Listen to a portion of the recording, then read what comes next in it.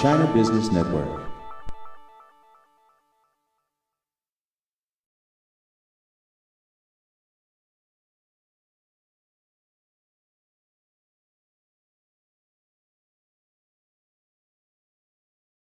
The American brands launching into the Chinese market, what types of challenges are waiting for them?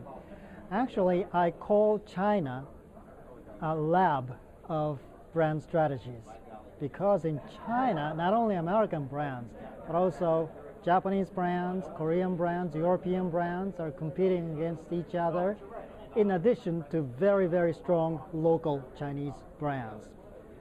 So don't underestimate the power of Chinese local brands besides those multinational brands.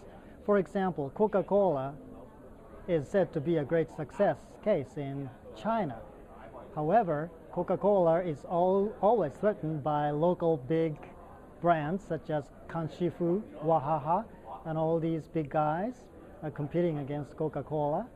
And also in auto market, not only Volkswagen, Audi, Buick, Honda, Toyota, there are hundreds of local Chinese brands, and also mobile phones. Nokia is still strong, Motorola still strong, but they are faced with strong competition against Chinese brands.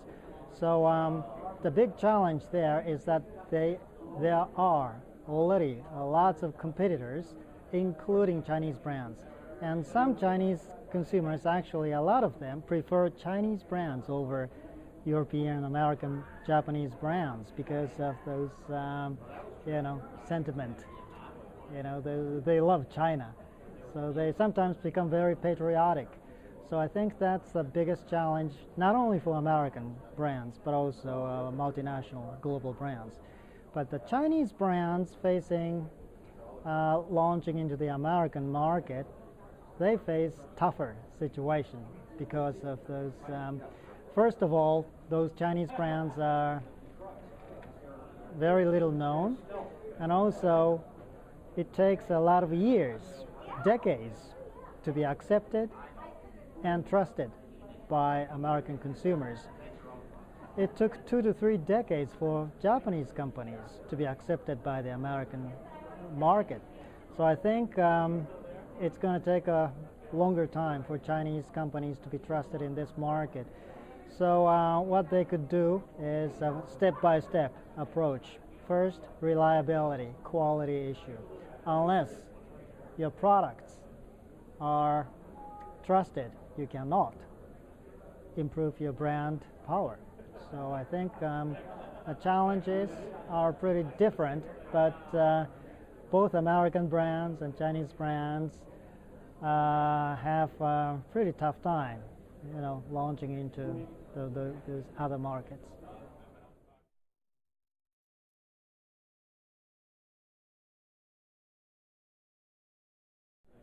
China can learn from within, I mean Taiwan. Politically, Taiwan belongs to China. However, Taiwan acts pretty independently. And in Taiwan, the Taiwan local government helped a lot in promoting Taiwanese brands going to global arena. Look at Acer, Asus, and Giant. Giant is a very well-known bicycle brand, and they have still others in software industries. The Taiwanese government has a special squad called TAITRA, T-A-I-T-R-A, TAITRA. They help promote the Taiwanese brands into the global arena. And of course, Taiwanese brands started as an OEM, so no brand. OEM, then second step was original design manufacturing, ODM, and then on to original brand manufacturing.